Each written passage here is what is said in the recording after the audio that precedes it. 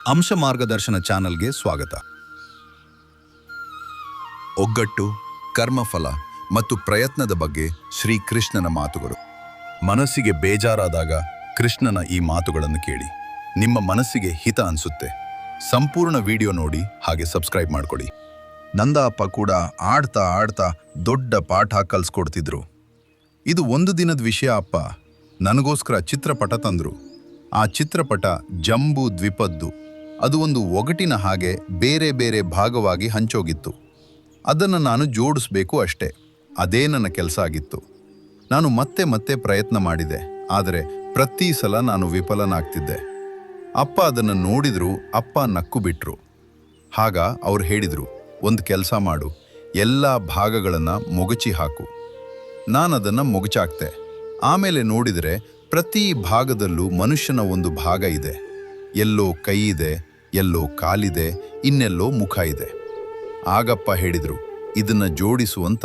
ನಾನು ಜೋಡಿಸಿದೆ. ಮನುಷ್ಯನ ಚಿತ್ರಪಟ ಪೂರ್ತಿಯಾಯಿತು. ಆಗ ಅಪ್ಪ ಹೇಳಿದರು, ಇದನ್ನು ಮುಗುಚಾಕು, ಚಿತ್ರ ಪೂರ್ತಿಯಾಗಿರುತ್ತೆ ಅಂತ. ನಾನು ಆಯಿತು ಅಂತ.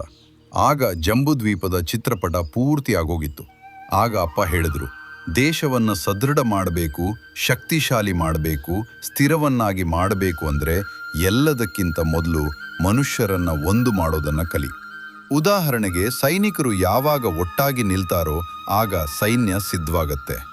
ಇಷ್ಟೇ ಅಲ್ಲಪ್ಪ, ಏನು ಹೇಳಿದ್ರು ಅಂದರೆ, ಪ್ರೀತಿಯಿಂದ ಒಂದಾದರೆ ಪರಮಾತ್ಮ ತಾನಾಗೆ ಎದುರಿಗೆ ಬಂದು ನಿಲ್ತಾನೆ ಅಂತ.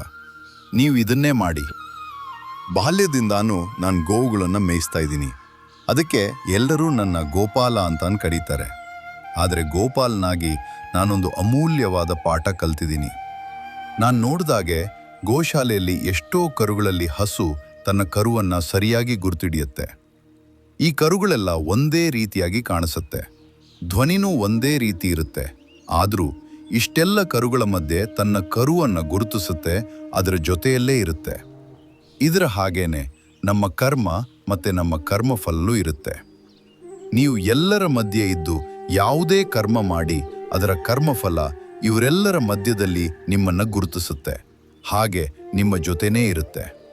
ಅದಕ್ಕೆ ಯಾವುದೇ ಕರ್ಮ ಮಾಡಕ್ಕೆ ಮುಂಚೆ ಯೋಚನೆ ಮಾಡಿ ನೀವು ಕರ್ಮ ಮಾಡೋದು.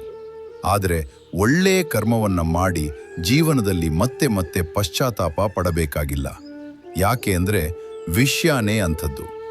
ಜಗತ್ತಲ್ಲಿ ನಿಮ್ಮ ಕಾಲ, ಕರ್ಮಫಲ ಮತ್ತು ಸಮಯ, ಈ ಮೂರರಿಂದ ನೀವು ಬಚ್ಚಿಟ್ಕೊಳ್ಳೋಕ್ಕೂ ಆಗಲ್ಲ, ತಪ್ಪಿಸ್ಕೊಳ್ಳೋದಕ್ಕೂ ಆಗೋದಿಲ್ಲ.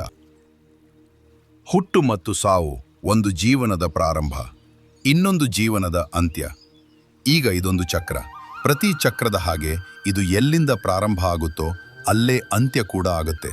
ಅಂದರೆ ಪ್ರತಿಯೊಬ್ಬ ಮನುಷ್ಯ ಹುಟ್ಟಿದ ಮೇಲೆ ಅವನ ಹುಟ್ಟಿನ ಜೊತೆ ಅವನ ಮೃತ್ಯು ಆಗುತ್ತೆ ಅಂತ ತೀರ್ಮಾನ ಆಗ್ಬಿಟ್ಟಿರುತ್ತೆ.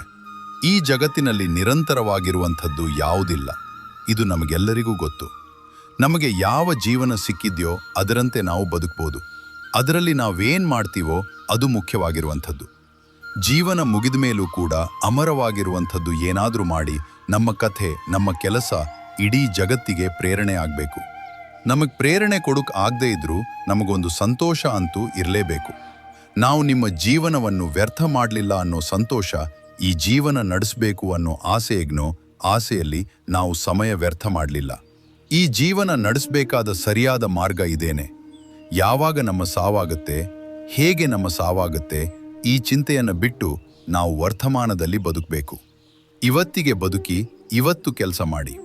ಹಾಗೆ ಇವತ್ತು ಯಾವ ಸಂಕಷ್ಟ ಇದೆಯೋ ಅದನ್ನು ಎದುರಿಸಿ ಭವಿಷ್ಯದ ಮಾರ್ಗ ತನಗೆ ತಾನೇ ತೆಗೆದುಕೊಡುತ್ತದೆ. ನಿಮ್ಮ ಜೀವನದಲ್ಲಿ ಸಂಕಷ್ಟ ಅನ್ನೋ ದೊಡ್ಡ ದೊಡ್ಡ ಬಂಡೆಗಳು ಬರ್ಬೋದು.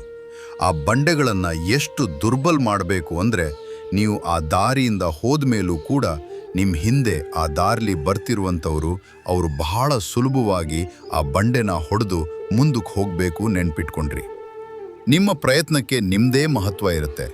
ನೀವೇನಾದರೂ ಒಂದು ಕೋಟೆ ಮೇಲೆ ಬಾವುಟ ಆರ್ಸಕ್ಕಾಗದೇ ಇದ್ರೂ ನಿಮ್ಮ ಪ್ರಯತ್ನದ ಮಹತ್ವ ಕಡಿಮೆ ಆಗಬಾರ್ದು. ಪ್ರಯತ್ನ ಮಾಡ್ತಾ ಇರಿ, ರಾಧೆ ರಾಧೆ. ಈ ಸಣ್ಣ ಪ್ರಯತ್ನದಿಂದ ನಿಮ್ಮ ಮನಸ್ಸಿಗೆ ಸ್ವಲ್ಪ ಮಟ್ಟಿಗೆ ಆದರೂ ನೆಮ್ಮದಿ ಆಗಿದ್ರೆ ಅದೇ ನಮಗೆ ಸಂತೋಷ. ಇದೇ ತರಹದ ಮೋಟಿವೇಶನಲ್ ವಿಡಿಯೋಸ್ಗಳಿಗಾಗಿ ಅಂಶ ಮಾರ್ಗದರ್ಶನ ಚಾನೆಲ್ ಅನ್ನು ಸಬ್ಸ್ಕ್ರೈಬ್ ಮಾಡಿ, ಸಪೋರ್ಟ್ ಮಾಡಿ.